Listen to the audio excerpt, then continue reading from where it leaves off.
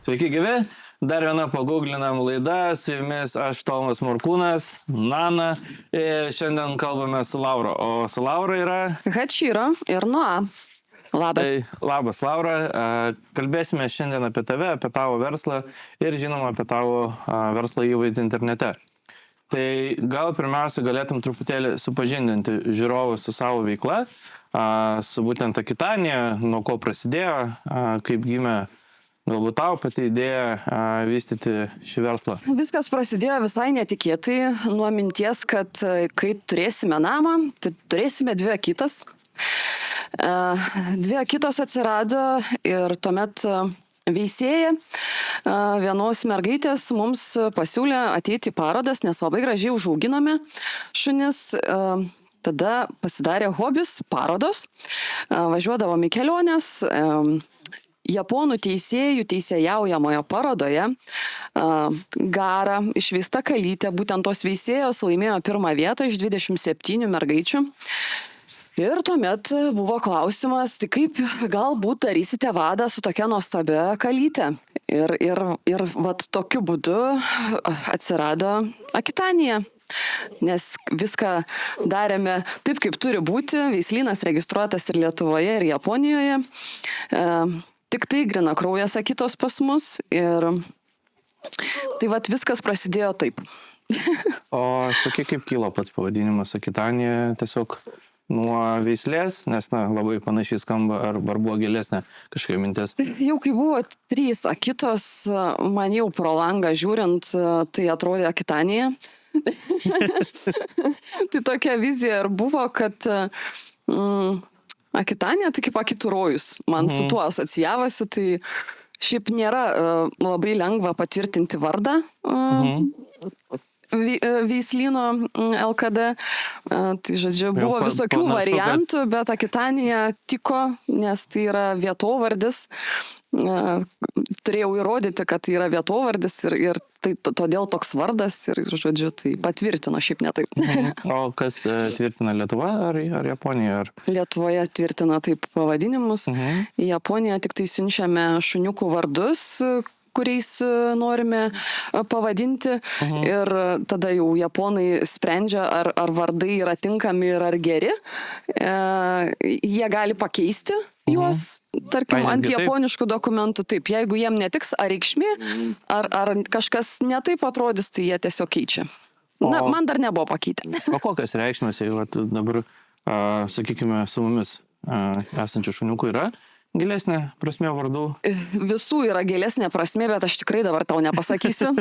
Bet japonai patvirtina jų vardai? Japonams dar nenusiųsta patvirtinti. Lietuva tvirtina kol kas. Tai va, tai.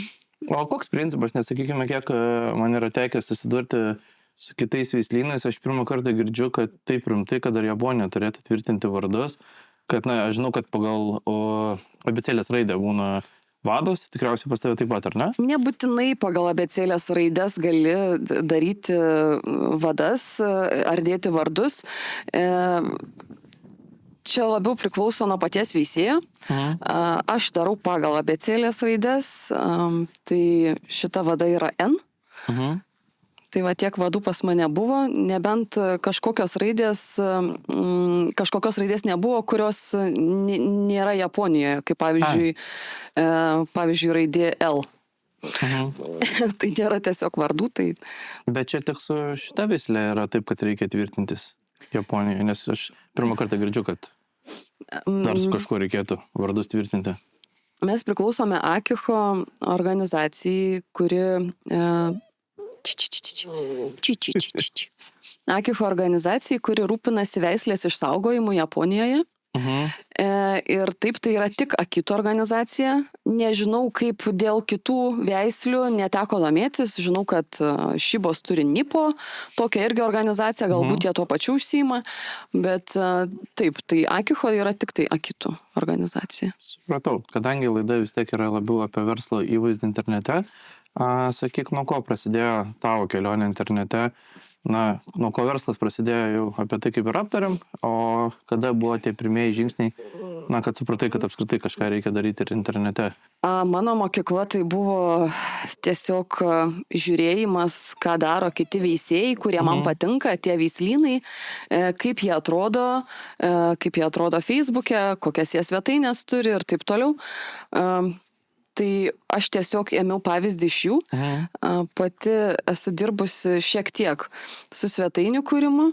Tai gal tas supratimas šioks toks yra, sakykime, tai va taip. Ir kas pirmiausia atsirado svetainė, Facebookas, ar kas pats pirmasis žingsnis buvo, nuo ko tu laikai, kad tai jau prasidėjo, gal neskaitmeninė rinkodara, bet apskritai kažkokie internetiniai reklamos reikalai žingsniai. Tai tik Facebookas buvo pats pirmas.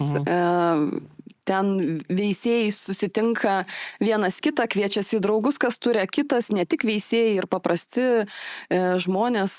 Kai tu matai profilyje, kad tai yra žmogus su akita, tu jau jį pasikvieti į draugus. Nes tokia bendruomenė susikuria ir hobis tas pats, veislė ta pati, tai vadinasi jau tas žmogus tinka į draugų ratą.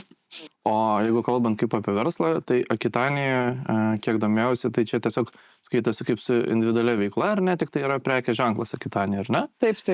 Ir kaip būtent Akitanija buvo pradėta vystyti, kaip sakykime, veislynas, kaip veislyno prekės ženklas, kokie tie pirmieji žingsniai buvo? Pirmieji žingsniai, tai turbūt, kaip ir visų, būna logotipo sukūrimas. Jis nebuvo labai autentiškas, pats pirmasis logotipas. Aš jį pakeičiau ne per seniausiai, tai man atrodo labiau atspindi Akitaniją, tai kas yra dabar, o ne tai kas buvo, nes buvęs yra panašus į kažką labai, į kažkokį kažkieno, tai tą logotipą. O dabartinis man jau yra sukurtas, tai sukūrė jį Lenkija, kuri taip pat yra veisėja ir būtent daro mums maketus tiek vadų pristatymus, tiek ir logotipą, ir vizitinės ir taip toliau. Tai kaip dizainerė kažkas. Taip. Išsigond. Tai iš esmės tas bendradarbiavimas, aš kiek suprantu, yra labai glaudus su, toje pačioje srityje esančiai žmonėmis, ar ne, kad, aš įsivaizduoju, jeigu, kad ir ta pati dizainerė neturėtų supratimo apie tą veislę, tai ten labai sunku būtų ir sukurti tą tinkamą logotipą, kuris atspindėtų, perteikti galbūt tai, ką tu norėtum perteikti iš nuotraukų pusės, iš maketavimo, ar ne? Aš manau, kad tikrai taip. Ir aš matau pavyzdžių, kai susikuria veislynai ir logotipus, ir maketus, ir viską, ir matosi, kad žmogus nieko bendro neturi su veislė. Ir man tai yra negražu. Neatspindi, nėra jokio jausmo. Pasižiūrėjus, nelabai supranti, ar tai apie kitą, ar apie kažką kitą. Tai būtent dėl to ir renkamės netgi ne iš Lietuvos, nes iš Lietuvos akitų, arba kas turi akitas, tai aš nemanau, kad yra toks žmogus, kuris kūrė būtent reklamas. Šiai dienai kokios priemonės yra naudojamas, sakykime vis tiek, kad ir dabartinė vada, su kuriamis dabar ir sėdime, nepaslaptis vis tiek yra skirta pardavimui. Ir kokias, gal gali pasidalinti priemonės naudoji, kaip, sakykime, skatinė tuos pardavimus, kaip apskritai vyksta, sakykime, tas procesas, nes čia tikrai labai nestandartinis verslas ir nepardavinėjai baldų ar dar kažko. Jau vien tas pasakymas, kad čia yra verslas, skamba iš karto prastai. Kai įregistravome maisto veterinarijos tarnyboje savo veislyną, tai ten parašyta verslinis veisimas. Tai man taip keistai labai nuskambėjo. Jeigu mes skaičiuotume išlaidas šuniukams, vadoms, parodoms, žodžiu, jeigu aš skaičiuočiau taip, kad kaip verslui, tai čia yra labai prastas verslas. Čia minusas. Čia yra toks hobis. Norint, kad tai būtų verslu, reikia daryti kitomis apimtimis viską. Šunų skaičiaus užtektų, tik tai vadų turėtų būti 3-4 daugiau per metus, nes pas mus būna 1-2 vados per metus. Tai, sakykime, šuniukai užsidirba ant maisto. sakykim, kad beveik užsidirbant maisto per metams laiko. O visa kita jau yra, čia jau mūsų reikalas. Tai aš juos žiūriu kaip į vaikus, į savo šunis, į šeimos narius. Mes negailime jiems nei geram maistui pinigų, nei geriems papildams ar kosmetikos priemonėms, tai kas yra reikalinga, paliaugi piškė, tai tuo aš pašneku ir viskas bus. Tai va, tai tas pardavimas labai yra sunkiausias momentas šitame versle. Nu tik kas dabar buvo, nu tik kas bus. Jau vienai atsibodo. Viskas tu išeini, pabūk. Nu biškė, pabūk susėsi. Man lengviausias dalykas tai yra dalyvavimas parodose, šuniuko parinkimas, sakykime, su kuo norėtume turėti vaikučių, irgi nėra sunku, sunkiausi gal dalykai tai yra tinkamo šeimininko suradimas, arba kad tas šeimininkas mus rastų, tai tokį turinį ir stengiamės dėti, kad jisai būtų toks šeimyniškas, šiltas ir man taip norisi atkreipti tų žmonių dėmesį, kurie myli gyvūnus, kuriems tai yra svarbu. Aš tai bandau juos prisitraukti, sakykime, tokį turinį, ką mes kuriame, tai būtent tiem žmonėms. Ir dažniausiai jie mūsų suranda. Iš tiesų turime tikrai nuostabią bendruomenę, nuostabius šeimininkus.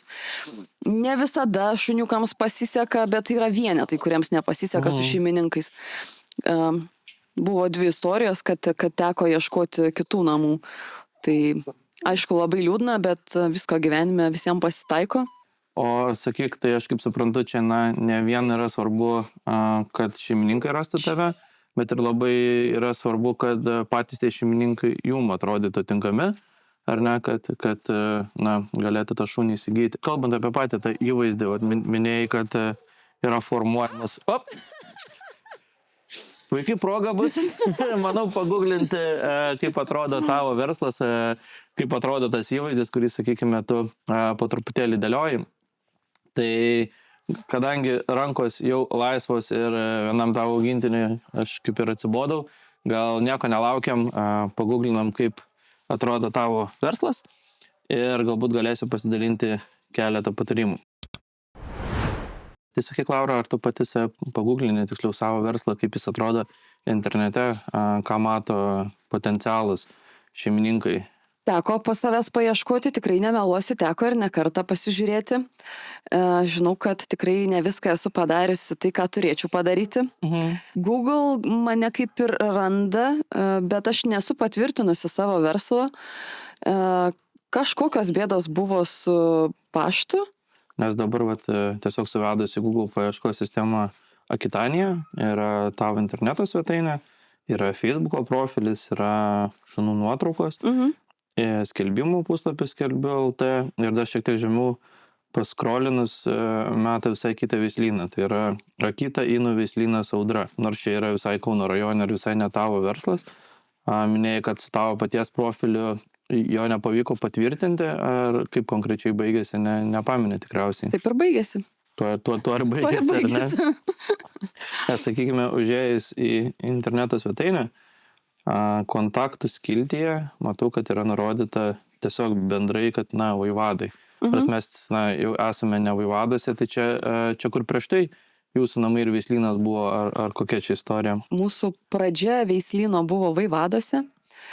Ir kai supratome, kad jau tapo per ankšta, nes gyvūnų atsirado nemažai, tai nenorėjome tiesiog erzinti kaimynų ir nusprendėme ieškoti, kad nebūtų toli miesto, vienkiemio, kuriame galėtume jaustis laisvai, mūsų augintiniai galėtų loti, staugti, bėgioti, žaisti, dūkti ir gyventi laimingą gyvenimą tiek mes su jais, tiek jie su mumis, kad visiems būtų patogu. Patarimas tiek tau, tiek mūsų žiūrovams, konkrečiai tavo atveju, kadangi jūs jau esate persikėlę į šias patalpas, jeigu taip sakyčiau, kad verslas tiesiog jūsų namai yra čia, tik tai nežinau, aišku, kokia tavo yra vizija, bet būtų galima vėl iš naujo pabandyti registruoti profilį, naujų adresų, bet jau nurodant konkretų tašką, nes galiu ir atsakyti, kodėl, sakykime, su praėjusiu profiliu nepavyko to įspręsti. nes nėra nurodytas konkretus adresas. Tai vat, kiek žiūrėjome, yra tiesiog, na, kad vaivadai. Nes Google Maps profilis, va, tiek ir žiūrovams turėtų būti aktualu, na, kurie dar jo neturi, turi būti konkretus adresas, kur yra tas verslas. Tai čia tiesiog tau spręsti, ar tu nori, kad tavo asmeniniai namai, kuriame yra ir veislynas, turėtų tą tikslo adresą ir kažkas galėtų atvažiuoti, ar to nenori nurodyti. Nes jeigu vėl bus tas pats variantas, kad, na, tiesiog apibrėži, kad kažkur šiame, bet nežinau, čia gyvenvietė skaitosi, ar... Čia kaimas. Kaimas, sakykime. Tai gerai, kaime gal ir lengviau, sakykime, rasti, bet jeigu nenorėsi nurodyti konkretaus adreso, tai tada net ir neverta registruoti. Bet tavo atveju tikrai rekomenduočiau, nes kadangi yra interneto svetainė, yra Facebookas, tai kam, sakykime, aktualu, kad tavęs nemaišytų su kitais veislynais, tikrai rekomenduočiau pasidaryti profilį čia ir tą pabandyti susitvarkyti. Tai mano patarimas būtų tau toks. Na, o žiūrovams, kurie, sakykime, bando eiti pirmuosius žingsnius su svetainėmis, su Facebooku, su Google Maps profiliais, tai rekomenduočiau pradėti nuo to, kas yra nemokama. Tai yra, sakykime, tavo atveju minėjai, svetainė tikriausiai gal pati kūrėsi, ar ne? Ar kažkas padėjo, koks ten principas buvo, ar nepameni? Pamenu, padėjo susikurti. Aišku, visą tai, ką aš talpinau, tai buvo mano paruošta. Tiesiog mano informacija, o jų darbas. Aš jos pati nekūriau, bet man padėjo viską susidėlioti taip, na, kaip jinai atrodo, tai taip. Nors jau ją reikėtų irgi, aš manau, kad atnaujinti. Supratau, tai su Google Maps profiliu jis visiškai yra nemokamas, tą informaciją susidėti tikrai gali pati, ar gali kažkas tau padėti. Tai šitoje vietoje, ten, na, kaip patį Facebooką, sakykime, dedi tą turinį, tai lygiai taip pat galima dėti ir į jį. Labai minimaliai, kad ten bent jau yra nauja vada, sakykime, ir ten bendra nuotrauka. Tai to pilnai pakanka.